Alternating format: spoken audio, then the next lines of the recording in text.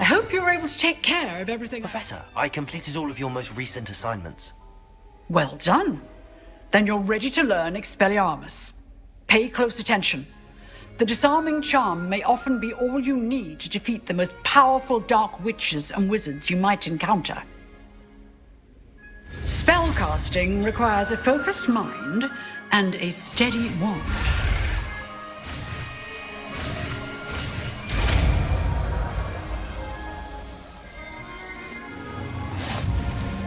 Good work. The dummy is here if you wish to stay and practice.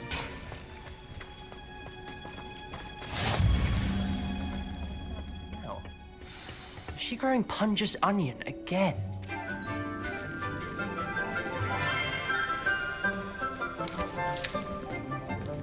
Good morning, Professor Garlic. How wonderful it is to see you again, Lenora dear.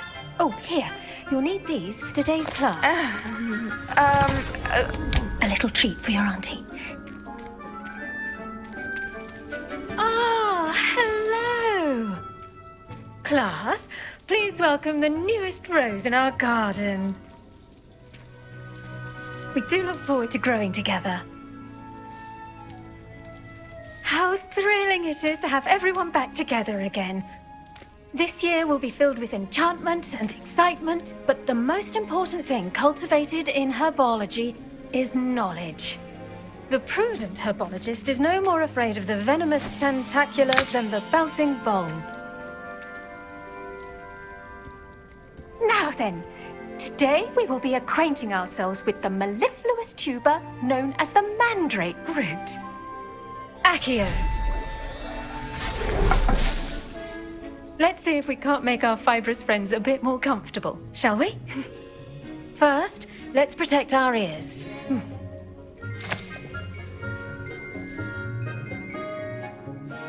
Now, everyone, grip their mandrake by the tendrils and give it a firm tug.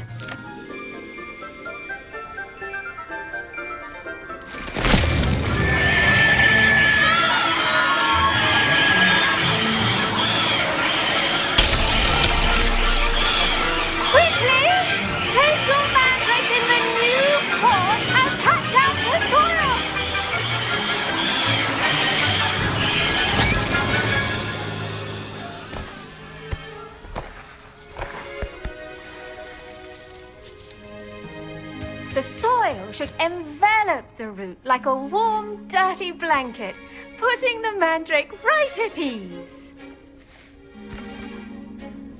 Reparo! I'm very sorry about that.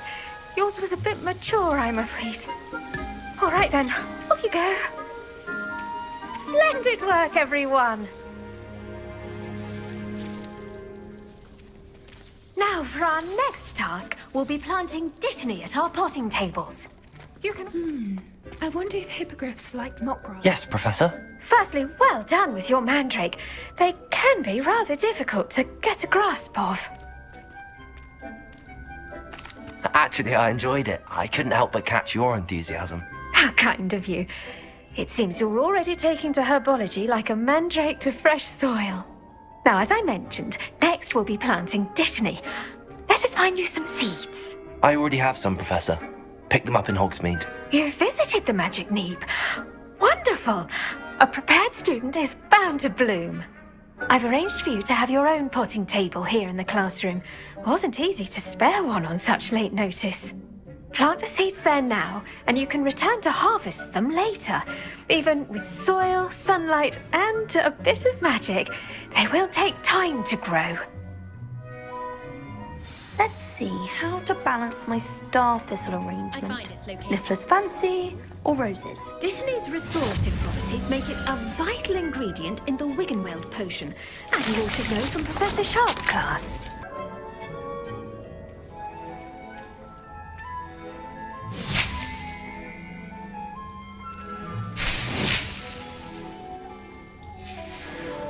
Well done! Once it can be harvested, your dittany will be ready to use in Wiggenweld potion.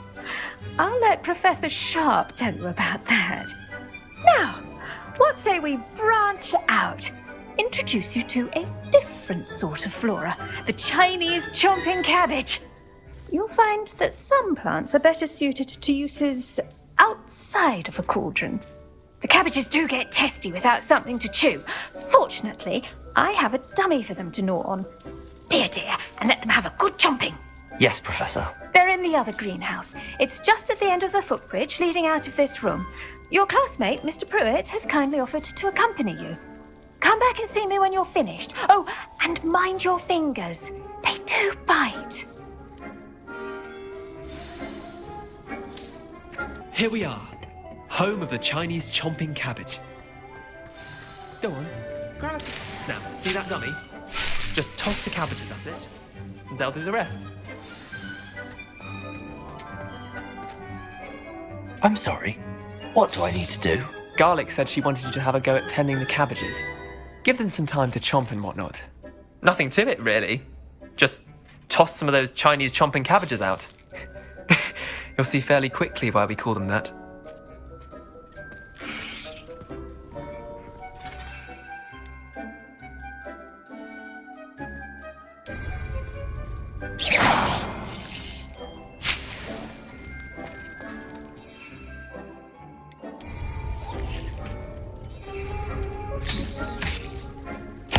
Look at that! Well, should have anything they can get their mouths on. Mum planted some in her garden last year to keep the gnomes out.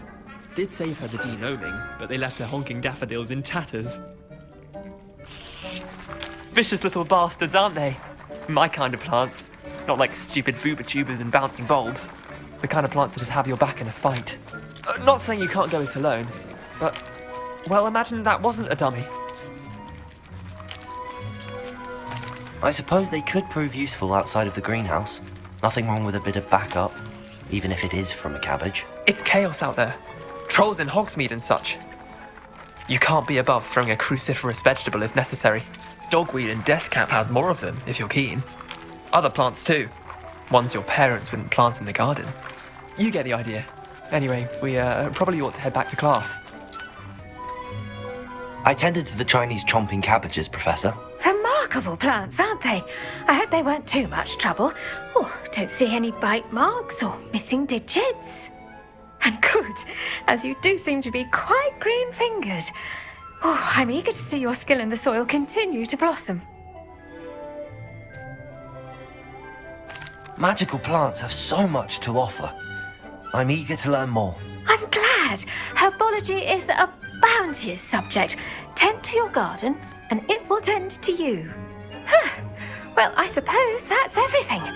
Do come by for a chat sometime. I so enjoy checking in with my new students.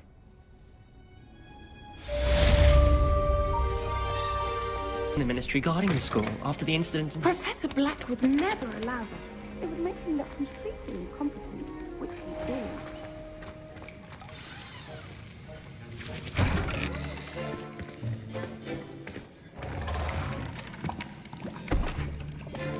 Potions is one of the most challenging and hazardous subjects taught at this school. As fifth years, you will be required to reach new heights of both discipline and intellect. You will begin this term by brewing a Wigan Weld potion.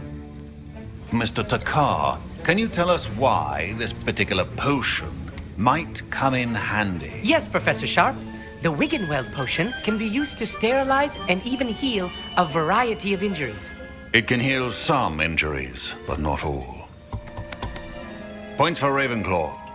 Before today's class is completed, each of you will have brewed a Wiggenweld potion of your own. You never know when you might need it. Please begin.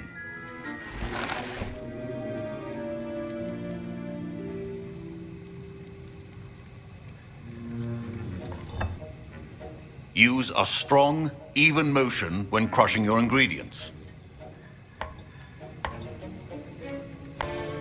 Please be meticulous when adding powder to your potions. One errant sneeze could be disastrous.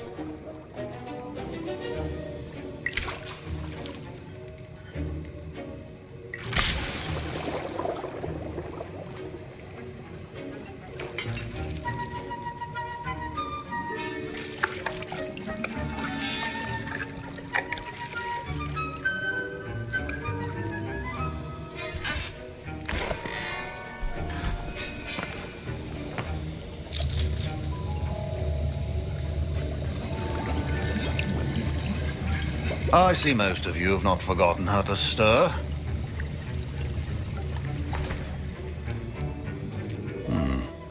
Not an easy potion to brew. Well done. And from what I hear of your recent exploits in Hogsmeade, you'd also do well to practice brewing the defensive Edurus potion. Professor Weasley had you acquire the recipe from J. Pippin's, correct? Yes, sir. Good. For the moment, you can find the ingredients you need in my office. But in the future, you'll be expected to provide your own ingredients. Some can be harvested from the plants you grow in your herbology class, and rarer ones can be purchased. Others, however, may be harder to obtain, and will require you to be a bit more resourceful. Come and see me when you've finished brewing, and we'll see if it was skill or luck the first time around.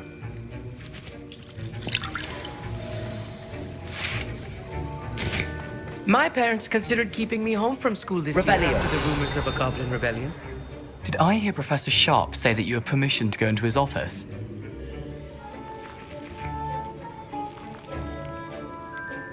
Yes, but why does that matter to you? Brilliant!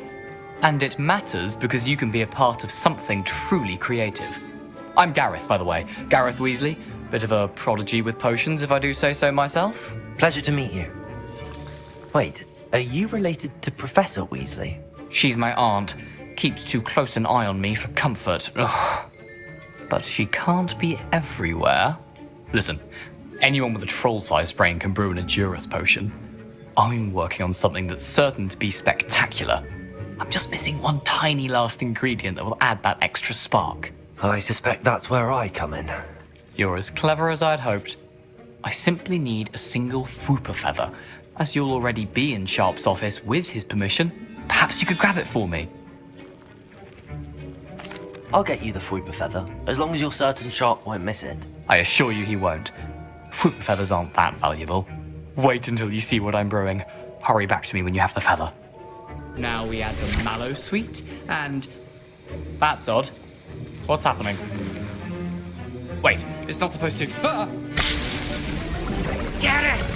Again. Oh! Dragon Star! What happened? Well done, Gareth. What now, Mr. Weasley? Sorry, Professor. That'll be points from Gryffindor. Again. Mr. Weasley did not do this on his own. His accomplice will answer to me as well. I brewed an Edurus potion as you asked, Professor. I'm surprised you had the time. You seemed rather busy helping Mr. Weasley brew chaos. I'm not sure what you're talking about, Professor. You will not earn favor with me by failing to take responsibility for your actions. I suggest you heed my warning. As for the work you did today at your own cauldron, I will say you've done well.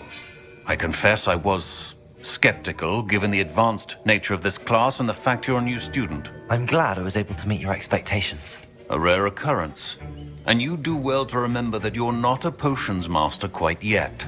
In addition to having a solid grasp of how to combine various ingredients, you should gain an understanding of the ingredients themselves. Pay particular attention in herbology. The plants you nurture there are often essential to the potions you brew here. Now, I recommend that you find a safe location in which to practice brewing. You cannot leave a hot cauldron simply anywhere. That'll be all. I think each of us has had enough excitement for one day. Class is dismissed.